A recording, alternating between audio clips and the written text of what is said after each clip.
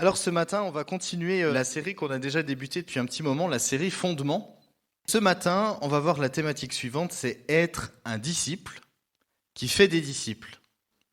Alors tu vas te tourner vers ton voisin de droite et tu vas lui dire, ça n'est pas à propos de toi. Alors là, vous vous dites, mais qu'est-ce qu'il raconte? Du coup, tout ce qu'il va dire, ça ne me concerne pas. Alors c'est pas tout à fait ça. Ça n'est pas à propos de toi. Et ça n'est pas à propos de moi. C'est-à-dire que le but d'un disciple, ça n'est pas de vivre pour lui-même. Ça n'est pas à propos de moi. Ça n'est pas à propos de toi non plus. C'est à propos de Jésus. Le but de la vie d'un disciple, c'est de vivre pour Jésus et de faire ce que Jésus lui demande. Et qu'est-ce que Jésus lui demande? Faire des nations des disciples. Alors on va voir cette thématique, être un disciple qui fait des disciples. Mais ce matin, je pense qu'on va juste s'attarder sur le fait de être un disciple. Alors être un disciple, qu'est-ce que c'est? Être un disciple de Jésus, ça suppose déjà une première chose, ça suppose une rencontre personnelle avec Jésus. Et j'aimerais qu'on lise dans Luc chapitre 5, au verset 1 à 11. Un jour, Jésus se trouvait au bord du lac de Génézareth et la foule se pressait autour de lui pour entendre la parole de Dieu. Il vit au bord du lac 2 barques. Les pêcheurs en étaient descendus pour laver leurs filets. Il monta dans l'une des barques qui appartenait à Simon, et il le pria de s'éloigner un peu du rivage. Puis il s'assit, et de la barque, il enseignait la foule. Quand il eut fini de parler, il dit à Simon, « Avance là où l'eau est profonde, et jetez vos filets pour pêcher. » Simon lui répondit, « Maître, nous avons travaillé toute la nuit sans rien prendre, mais sur ta parole, je jetterai les filets. » Et ils jetèrent et prirent une grande quantité de poissons, et leurs filets se déchiraient. Ils firent signe à leurs compagnons qui étaient dans l'autre barque de venir les aider. Ils vinrent et remplirent les 2 barques au point qu'elles s'enfonçaient. Quand il vit cela, Simon-Pierre tomba aux genoux de Jésus et dit « Seigneur, éloigne-toi de moi parce que je suis un homme pécheur. » En effet, lui et tous ceux qui étaient avec lui étaient remplis de frayeur à cause de la pêche qu'ils avaient faite. Il en alla de même pour Jacques et Jean, les fils de Zébédée, les associés de Simon. Jésus dit à Simon, « N'aie pas peur, désormais tu seras pêcheur d'hommes. » Alors ils ramenèrent les barques à terre, laissèrent tout et le suivirent. Pierre, Jacques et Jean entendent l'enseignement de Jésus. Ils étaient avec la foule. Jésus était en train d'enseigner la foule et Pierre, Jacques et Jean étaient avec eux. Ils ont entendu ce que Jésus était en train d'enseigner, était en train de prêcher. Puis Jésus opère un miracle devant leurs yeux. Et c'est quand même un sacré miracle. Ils avaient travaillé toute la nuit et ils n'avaient rien pêché, rien du tout. Et Jésus leur dit simplement, mais une chose, et ils le font. C'est Simon qui dit, nous avons travaillé toute la nuit sans rien prendre, mais sur ta parole, je jetterai les filets. En d'autres termes, j'ai entendu ce que tu enseignais à la foule, j'étais présent. Et je suis prêt à te prendre au mot. Et suite à cet enseignement, et suite à ce miracle, leurs yeux s'ouvrent. Et il dit, « Seigneur, éloigne-toi de moi. » Cet instant, cette rencontre avec Jésus, elle a été gravée dans la vie de Pierre, de Jacques et de Jean. C'était l'instant choisi par Jésus pour que ces hommes qui étaient pécheurs deviennent des disciples. C'était l'instant que Jésus avait choisi. Et ma question est la suivante ce matin. As-tu rencontré Jésus? Est-ce que tu as rencontré Jésus? Est-ce que tu as expérimenté une rencontre personnelle avec lui? Je ne te parle pas d'une rencontre par un intermédiaire. Pas une rencontre par un intermédiaire, même si on a vu qu'on a tous la responsabilité d'annoncer l'évangile. En ça, vu que nous sommes tous témoins, nous sommes tous quelque part à un moment donné des intermédiaires. Nous faisons en sorte que les gens puissent rencontrer Jésus. Mais ma seule responsabilité, c'est d'amener les gens vers Jésus. Je ne suis pas Jésus. J'amène les gens vers Jésus et eux doivent expérimenter une rencontre personnelle avec Jésus. Mais est-ce que tu l'as rencontré? Je te parle de ce moment d'intimité entre toi et lui, de cet instant dans lequel tu réalises tout ce qu'il est et tout ce que tu es. On a cette phrase qui nous dit qu'on ne naît pas chrétien, on le devient. C'est-à-dire que même si tu viens d'une famille chrétienne, même si tu as été entouré d'amis chrétiens, même si tu as eu peut-être des valeurs chrétiennes, même si tu as entendu parler de Jésus depuis ta plus tendre enfance, tu n'es pas chrétien, tu n'es pas disciple de Jésus. Il faut que tu le deviennes. Et les gens autour de toi, tes amis, ta famille peut-être, même tes parents, ont fait du mieux qu'ils ont pu pour te présenter Jésus. Et parfois, tu sais quoi ? Peut-être même que dans ton entourage, il y a eu des maladresses quand on t'a présenté Jésus. Parfois même peut-être des erreurs quand on t'a présenté Jésus. Et c'est pour ça que cette question est importante. As-tu rencontré, toi, Jésus ? As-tu vécu cette rencontre-là personnelle ? Moi, ma rencontre avec Jésus, elle a eu lieu en 2008. J'avais 17 ans. Et je m'en souviendrai toute ma vie. Tu sais pourquoi ? Parce que c'était le pire jour de ma vie. Des fois, on entend que oui, le jour où je me suis converti, c'était le plus beau jour de ma vie. Alors moi, personnellement, c'était le pire jour de ma vie.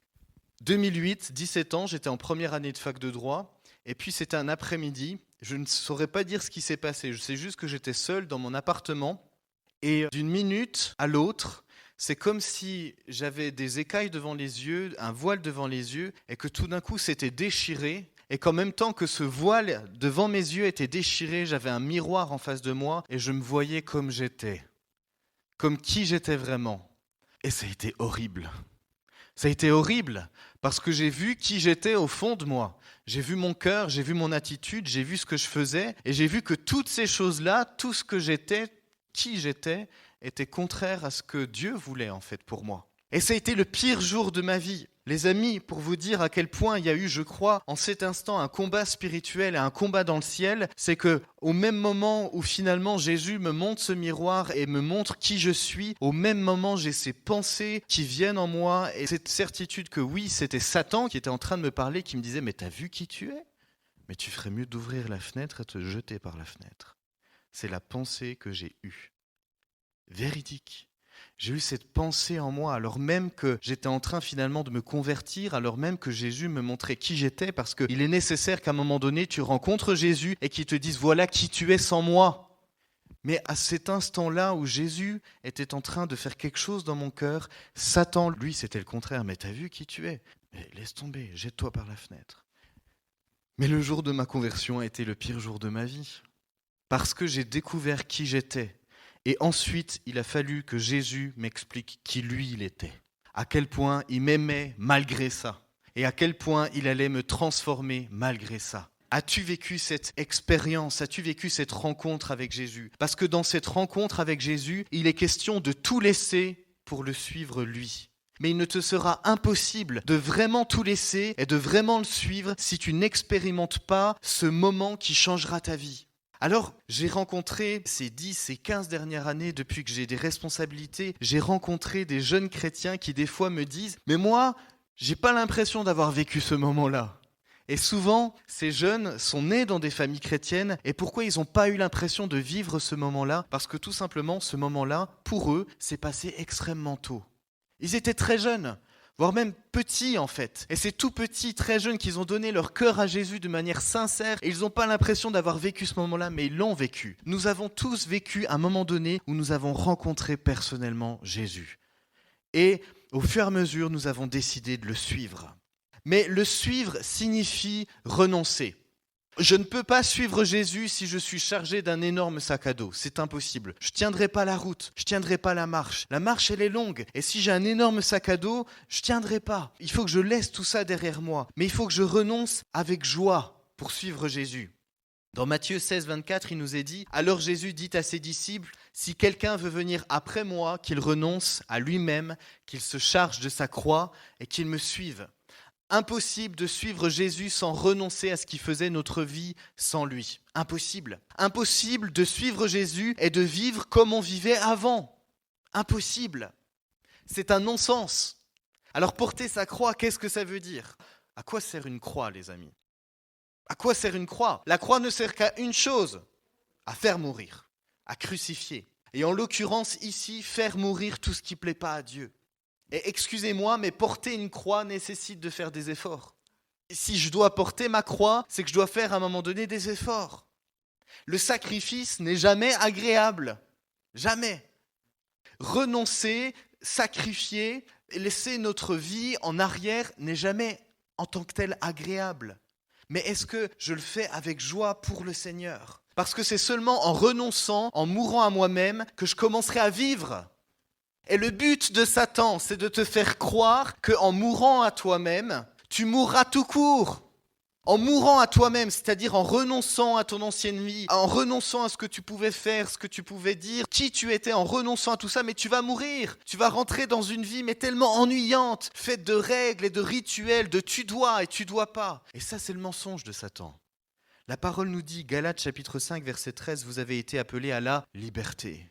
2 Corinthiens chapitre 3 verset 16-17. Mais lorsque les cœurs se convertissent au Seigneur, le voile est ôté. Or le Seigneur c'est l'Esprit et là où est l'Esprit du Seigneur, là est la liberté. Jean chapitre 10 verset 10. Le voleur ne vient que pour dérober, égorger et détruire. Tu es dans un monde où le prince de ce monde, Satan, n'est là que pour faire mourir, pour dérober, pour voler, pour tuer. Mais Jésus est venu afin que les brebis aient la vie et qu'elle est en abondance. Une vie en abondance. Mais il faut renoncer totalement. Matthieu chapitre 10, verset 37. Un verset étonnant. Celui qui aime son père ou sa mère plus que moi n'est pas digne de moi. Celui qui aime son fils ou sa fille plus que moi n'est pas digne de moi. Celui qui ne prend pas sa croix et ne me suit pas n'est pas digne de moi. Celui qui conservera sa vie la perdra, et celui qui perdra sa vie à cause de moi la retrouvera. C'est un verset étonnant, non ? Aimer son père et sa mère plus que Jésus n'est pas digne de Jésus. Est-ce qu'il est question de rejeter sa famille ? Est-ce qu'il est question de se couper du monde ? Est-ce qu'il est question d'aller vivre dans un monastère ? Est-ce qu'il est question de, à ce point, se séparer du monde et puis vivre reclus et suivre des tu dois pas et rejeter sa famille ? Il n'est pas question de ça. Il n'est pas question de rejeter sa famille pour vivre isolé avec Jésus, juste être toi dans ta chambre avec Jésus toute ta vie et c'est fini. La question, c'est pas ça derrière ça. La question, c'est est-ce que tu es prêt à tout pour suivre Jésus ? Et si ça veut dire avoir des parents qui ne croient pas en Jésus, et décider malgré tout de suivre Jésus avec potentiellement les conséquences que ça veut dire, est-ce que tu es prêt à suivre Jésus ? Est-ce que tu es prêt à tout pour suivre Jésus ? J'ai pris cette citation de Samuel Prodhomme qui nous dit la chose suivante. Si pour ne pas avoir à souffrir les moqueries, l'humiliation, quelqu'un aime mieux plaire aux siens qu'au Seigneur, il n'est pas digne de lui. Il faut prendre sa croix et le suivre, c'est-à-dire appliquer la mort à tout ce que la chair peut aimer si ce qu'elle aime tient une place qui appartient à Jésus et empêche par conséquent de lui obéir. Il y a des choses parfois dans nos vies qui prennent la place de Jésus. Alors je vais plus loin. Est-ce que tu aimes davantage même ce que tu fais pour Jésus que Jésus lui-même ? Est-ce que même parfois, il ne vous est jamais arrivé d'aimer plus ce que vous faisiez pour Jésus que Jésus lui-même ? Je m'explique. Est-ce que j'aime davantage prêcher plutôt que Jésus ? Est-ce que j'aime davantage conduire la louange plutôt que Jésus ? Est-ce que j'aime davantage ce que je dois gérer, la responsabilité que le Seigneur m'a confiée, le service que le Seigneur m'a confié plutôt que Jésus ? Est-ce que mon service pour Jésus prend la place de Jésus parce que j'ai oublié que c'est par lui et pour lui que je le fais ? Vous savez, à force de faire des choses, on peut souvent oublier cette vérité essentielle. Ce que je fais, mais c'est par lui et c'est pour lui. Est-ce que j'aime davantage mes habitudes plutôt qu'obéir à Jésus ? Il y a une radicalité dans le fait de suivre Jésus. Jésus est radical là-dedans. Renoncer à tout pour le suivre. Tout ce qui pourrait prendre sa place, tu dois l'enlever pour le suivre. Mais il y a une radicalité dans le fait de suivre Jésus et il y a une radicalité dans le fait d'aimer Jésus. Parce que si tu ne fais juste qu'être radical dans suivre Jésus, mais que tu n'es pas radical dans le fait de l'aimer, tu vas transformer ta relation en religion. Parce que finalement, tu vas te mettre des « je dois » et « je ne dois pas ». Ta vie sera composée de cette manière-là. Je peux faire ça, je ne peux pas faire ça, je dois faire ça. Ça, c'est pas la vie avec Jésus. Ça, c'est une religion. Ce sont des rituels. Mais ça, c'est pas une relation avec Jésus parce que je suis radicalement Jésus parce que je l'aime profondément et parce qu'il m'a beaucoup pardonné. Il y a ce verset qui nous dit « Celui à qui on a peu pardonné aime peu ». J'aime beaucoup ce verset parce qu'il nous dit mais que finalement celui qui ne comprend pas à quel point il a été pardonné aimera peu Jésus. Tout vient de cette rencontre avec Jésus où il a mis un miroir devant tes yeux et où tu as vu qui tu étais sans lui. Et tu as vu à quel point il t'avait beaucoup pardonné. Et tu l'aimes pour ça, parce qu'il t'a sauvé la vie, littéralement. De toutes les manières que tu puisses être sauvé dans ce monde, il t'a sauvé de toutes ces manières-là. Et tu l'aimes pour ça. Alors tu veux le suivre radicalement, mais parce que tu l'aimes. Parce que si tu fais juste que le suivre radicalement et que tu l'aimes peu, et que ce n'est pas motivé par l'amour de Dieu, par l'amour de Jésus, tu tomberas dans une religion et pas dans une relation. Et tu ne tiendras pas la route. Je le suis avec joie parce que Jésus est mon tout. Matthieu chapitre 19 à partir du verset 16. Un homme s'approcha et dit à Jésus, « Bon maître, que dois-je faire de bon pour avoir la vie éternelle ?» Il lui répondit, « Mais pourquoi m'appelles-tu bon ? Personne n'est bon si ce n'est Dieu seul. Si tu veux entrer dans la vie éternelle, respecte les commandements. » « Lesquels ? Lui dit-il. Et Jésus répondit, « Tu ne commettras pas de meurtre, tu ne commettras pas d'adultère, tu ne commettras pas de vol, tu ne porteras pas de faux témoignages, honore ton père et ta mère, et tu aimeras ton prochain comme toi-même. » Le jeune homme lui dit, « Mais j'ai respecté tous ces commandements dès ma jeunesse. » Formidable ce jeune homme. « Que me manque-t-il encore ?» Et Jésus lui dit, « Si tu veux être parfait. » Là, j'imagine le jeune homme qui attend la réponse avec un sourire jusqu'aux oreilles. « Si tu veux être parfait, va vendre ce que tu possèdes, donne-le aux pauvres, et tu auras un trésor dans le ciel, puis viens et suis-moi. » Et lorsqu'il entendit ces paroles, le jeune homme s'en alla tout triste, car il avait de grands biens. Alors on pourrait se dire, mais finalement, suivre Jésus, c'est juste suivre des règles. Jésus dit, tu ne commettras pas de meurtre, tu ne commettras pas d'adultère, tu ne commettras pas de vol. Et le jeune homme avait respecté tout ça. Et le jeune homme dit, mais qu'est-ce qu'il faut de plus en fait ? Parce que tout ça, je l'ai respecté. Et il semble que Jésus ajoute encore une règle, c'est le fait de vendre tous ses biens. Et à partir de ce moment-là, il pourra suivre Jésus. Mais ce n'est pas ce dont nous parle ce récit. Là, Jésus est en train de parler à un juif et il lui cite les commandements. Et il sait que ce jeune homme comprendra tout à fait ce qu'il lui dit puisque ce jeune homme est juif. Et il comprend ça. Et il sait ce que le jeune homme va répondre. Il sait qu'il va lui dire « Mais tout ça, je l'ai suivi. » Il le sait. Mais Jésus sait aussi qu'il y a une chose que ce jeune homme ne peut pas suivre. Un commandement qu'il ne peut pas suivre. Ou plutôt, une chose qu'il ne peut pas faire. Changer son cœur. Malgré le fait qu'il obéisse à toute une série de règles, malgré le fait qu'il obéisse à tout ça, il ne peut pas changer son cœur parce que lorsque Jésus lui dit « Va et vends tout ce que tu possèdes, puis suis-moi », Jésus, il ne fait que relever une seule chose. Son cœur n'est pas prêt à mettre Jésus à la première place, car ses richesses font toute sa vie. C'est la seule chose que démontre ce récit-là. Jésus est en train de démontrer que ce jeune homme ne peut pas changer son cœur. Il n'y a que le Saint-Esprit qui peut changer son cœur. Vous savez, quand le Saint-Esprit met le doigt sur quelque chose, c'est jamais très agréable, hein ? Mais quand le Saint-Esprit met le doigt sur cette chose-là, il dit « Mais ça, faut que tu l'abandonnes. Tu peux pas le garder, parce que si tu le gardes, tu pourras jamais suivre Jésus. Tu n'y arriveras pas. » Et lorsque le Saint-Esprit met le doigt là-dessus, le jeune homme, il est triste. Pourquoi ? Parce que cette chose-là, elle est à la première place. C'est pas Jésus qui est à la première place. C'est pas Dieu qui est à la première place. C'est les richesses. Alors le jeune homme part triste car il sait qu'il n'arrive pas à renoncer à ça avec joie. C'est là la différence. Suivre Jésus suppose renoncer avec joie. Avec joie. Ça sera sans doute difficile. Ça sera sans doute difficile de suivre Jésus. Il y aura sans doute des défis. Il y aura sans doute des sacrifices. Mais il y aura de la joie d'avoir un cœur transformé par le Saint-Esprit et la promesse d'une vie abondante. N'écoute jamais ce que le prince de ce monde te dit. Si tu renonces, si tu abandonnes, mais tu seras un moine ou une sœur dans un couvent. N'écoute jamais ça. C'est le mensonge de ce monde. Renoncer avec joie suppose laisser quelque chose derrière soi et ne jamais y revenir. Et forcément, ça vous fait penser sans doute à quelqu'un dans la parole, c'est la femme de Lot. Vous connaissez cette histoire où Lot et sa famille habitaient dans les localités Sodome, Gomorrhe, qui étaient remplies de péchés, remplies de tout ce qui pouvait se faire dans ce monde. Et c'est juste l'image de ce monde en fait. Sodome et Gomorrhe reflètent les attraits de ce monde-là. Et la femme de Lot savait que ces villes étaient dangereuses pour elle-même, pour sa famille. Elle le savait, elle l'avait vu. Enfin, je veux dire, ces villes-là leur avaient fait du mal dans leurs pensées et même dans leur chair. Souvenez-vous de ce que Lot était prêt à faire avec ses filles, les laisser se faire violer par des hommes. Donc, la femme de Lot sait qu'il est quand même meilleur de quitter ces endroits-là. Elle le sait. Elle sait qu'elle doit quitter.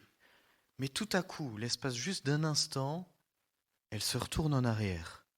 Et qu'est-ce qui s'est passé dans sa tête ? Juste un regard en arrière.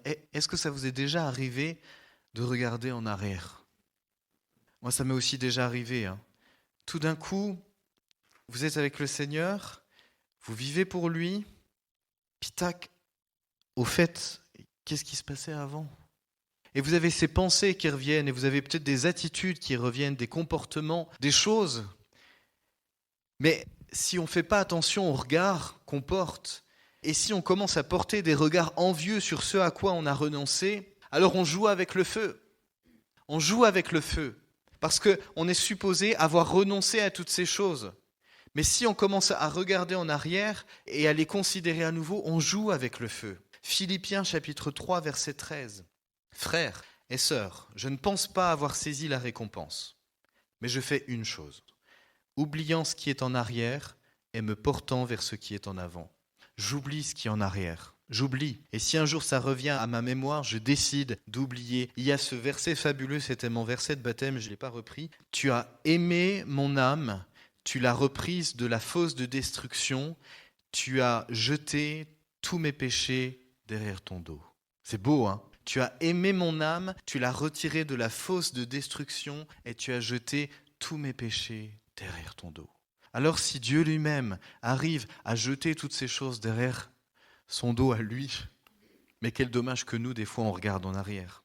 Chaque jour, je dois porter mon regard vers ce qui est en avant. Chaque jour, je dois me rappeler que j'ai laissé derrière moi certaines choses. Mais pourquoi je les ai laissées derrière moi ? Pour suivre Jésus. Chaque jour, je décide de suivre Jésus tout à nouveau. C'est une décision de chaque jour. Chaque jour, je décide tout à nouveau de laisser ces choses derrière moi. Elles ne prendront pas le pas sur ma vie. Amen.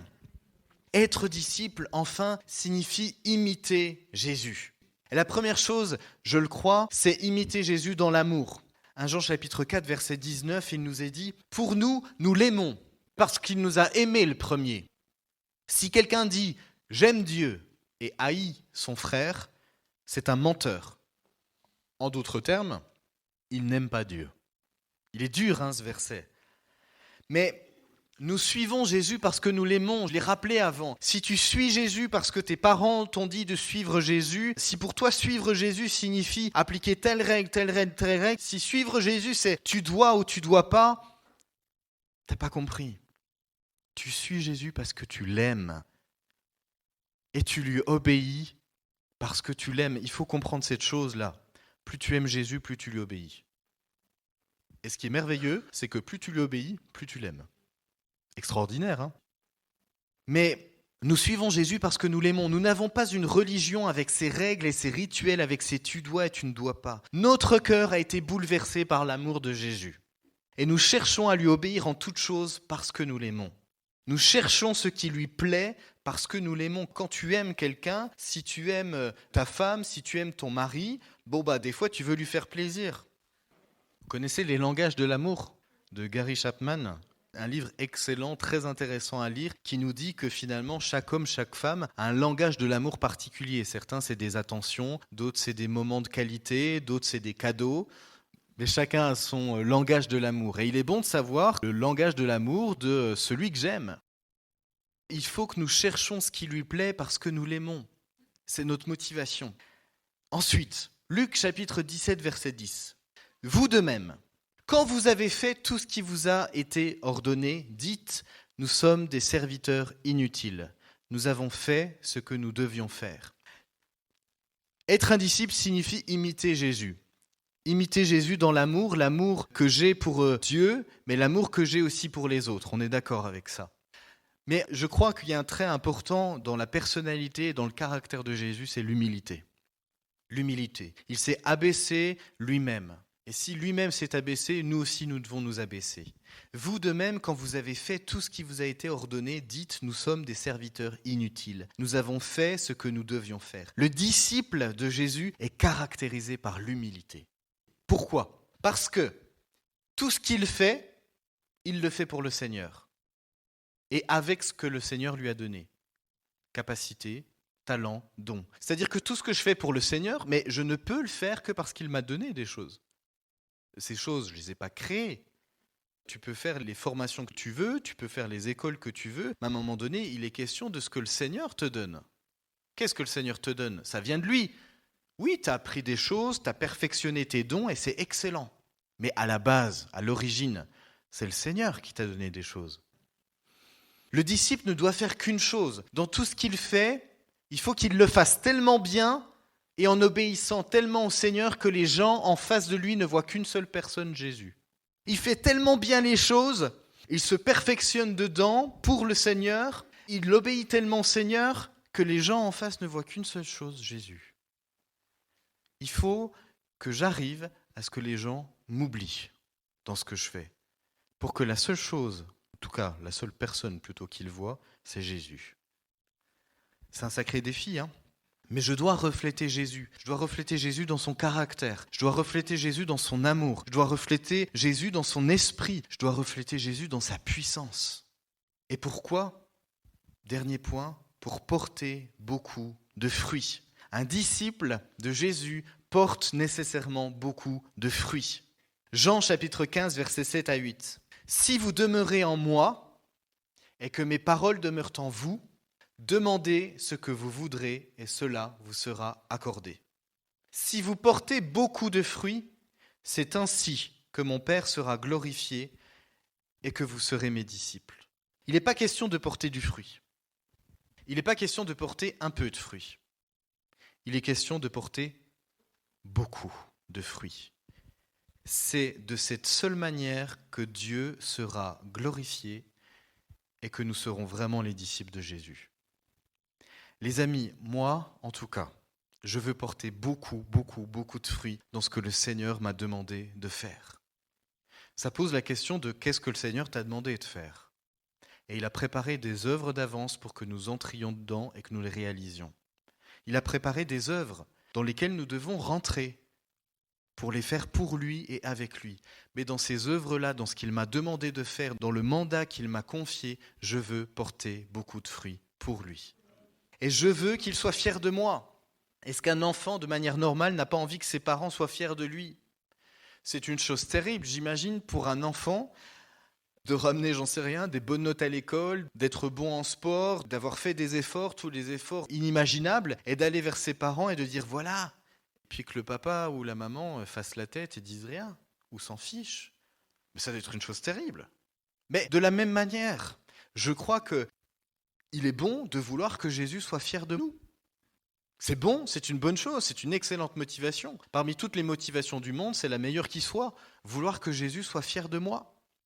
Moi, à la fin, je veux qu'il me dise « c'est bien, Nicolas, c'est bien. Je t'ai donné des capacités, je t'ai donné des talents, je t'ai donné des dons et tu les as fait fructifier. C'est bien. Tu les as utilisés pour ma gloire. Rentre dans la joie de ton Père. » Moi, je veux qu'il me dise ça. Et la seule chose que je suis censé répondre à ça, c'est quoi ? C'est dire, je n'ai fait que ce que j'avais à faire, j'ai été un serviteur inutile. Mais il faut qu'on grandisse dans cette humilité-là. Il faut sans cesse se souvenir que c'est pas à propos de moi, c'est à propos de Jésus. C'est pas à propos de moi, c'est pas à propos de mes talents, c'est pas à propos de mes dons, c'est pas à propos de moi. C'est à propos de Jésus, de ce qu'il m'a demandé de faire et à quel point je veux qu'il soit glorifié. Amen. Dans Psaume chapitre 1, verset 3, il est dit « Le disciple est comme un arbre planté près d'un courant d'eau. Il donne son fruit en sa saison, et son feuillage ne se flétrit point. Tout ce qu'il fait réussit. » Je ne peux porter du fruit et je ne peux porter beaucoup de fruits que dans la mesure où je suis enraciné en Jésus. Et le secret, c'est le suivant. Plus je suis enraciné dans l'amour de Jésus, dans l'amour de sa parole, plus je suis enraciné dans la vérité, plus je lui obéis et plus je porte beaucoup de fruits. Beaucoup de fruits.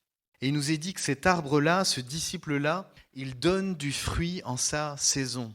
C'est-à-dire que lorsque le Seigneur attend que tu portes du fruit dans telle situation, avec tel événement, dans telle configuration, au travers de tel service, lorsqu'il attend que tu portes du fruit, tu en portes.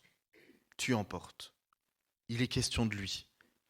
Et il veut que nous portions beaucoup, beaucoup, beaucoup de fruits. C'est de cette manière que le Père sera glorifié, que nous serons ses disciples. Amen. On va prier ensemble. Seigneur Jésus, on te bénit pour ta parole. On te remercie pour ce que tu nous dis. On te remercie parce que c'est toi qui nous as aimés le premier. C'est quelque chose d'incroyable de se dire que nous ne méritons rien du tout, rien. Et au contraire, nous méritons tout sauf ça, ton amour. Mais tu nous as aimés. Tu as aimé qui j'étais, alors même qu'il n'y avait rien d'aimable en moi. Mais tu m'as aimé et tu nous as retirés de là où nous étions. Et tu veux qu'on te suive de tout notre cœur. Tu veux qu'on grandisse dans notre amour pour toi. Tu veux qu'on grandisse dans notre obéissance envers toi parce qu'on t'aime. Tu veux qu'on grandisse dans ces choses-là. Jésus, merci, merci. Ce matin, simplement, j'avais cette pensée, ces deux pensées fortes dans mon cœur, que tu as cru jusqu'à présent, on t'a présenté Jésus comme des tu dois et tu dois pas. Tu dois faire ci, tu dois faire ça, tu dois pas faire ça, tu dois... Ça, c'est pas Jésus.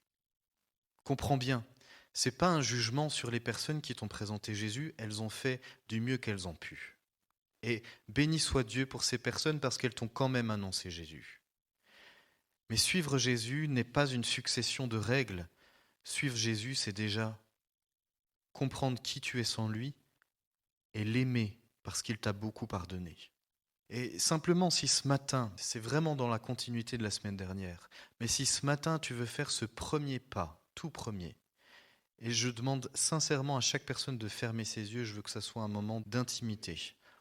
Mais si tu veux faire ce tout premier pas, c'est la première fois, et dire « Seigneur, je veux te suivre, je veux te suivre. Je veux apprendre à te connaître comme qui tu es vraiment. Pas avec peut-être les mauvaises images qu'on m'a données de toi, mais toi qui tu es vraiment. Et je veux apprendre à t'aimer parce que tu m'as beaucoup pardonné. » Et si c'est ton cas ce matin, alors pendant que les yeux sont fermés, lève ta main. Là où tu es, je voudrais prier pour toi. Lève ta main. Il y a une main levée, est-ce qu'il y a encore d'autres mains levées alors que vraiment les yeux sont fermés? Est-ce qu'il y a encore d'autres? Il y a plusieurs mains levées? Super. Merci Seigneur, vraiment on va prier. Jésus, mon cœur est dans la joie.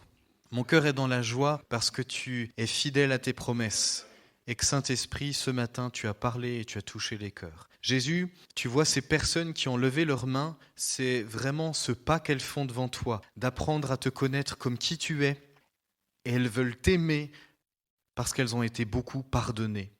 Jésus, c'est le premier pas et je les bénis en ton nom. Je les bénis en ton nom. Et je voudrais simplement peut-être que tu fasses cette prière dans ton cœur. Tu vas simplement répéter après moi dans ton cœur. Seigneur Jésus, je viens devant toi. Je veux apprendre à t'aimer. Je veux comprendre ce que tu m'as pardonné. Et je veux te suivre. Je ne veux pas suivre des règles, mais je veux apprendre à t'aimer. Et je veux apprendre à t'obéir parce que je t'aime. Merci Jésus, parce que tu vas te révéler à moi dans les jours qui viennent. Dans le nom de Jésus, j'ai prié. Amen. Pendant qu'on garde encore les yeux fermés, une seconde pensée. Il y a quelqu'un qui est venu ici pour une des premières fois. Et tu as dans ta maison plusieurs objets. Je voyais des petits anges, des choses comme ça. Et tu as un rapport qui n'est pas bon envers ces objets-là. Tu as un rapport qui n'est vraiment pas bon envers ces objets. Pour faire un résumé, ils prennent la place de Jésus. Et le Seigneur te demande de te séparer de ces objets-là. Tu vas les jeter lorsque tu retourneras chez toi. Tu jetteras ces objets-là. Et tu verras la gloire de Dieu dans ta vie. Dis le Seigneur qui t'aime. Merci Jésus encore pour ta parole. Merci pour ton Saint-Esprit parce qu'il agit avec puissance. Merci Jésus pour les âmes que tu sauves. Merci parce que c'est toi qui vas en faire des disciples. Mais tu nous demandes aussi de faire de ces personnes-là des disciples. Alors Jésus, vraiment que encore tu nous inspires et que pour la prochaine fois où on parlera de cette thématique, que vraiment nos cœurs puissent être ouverts à recevoir ta parole. Merci Jésus. Amen.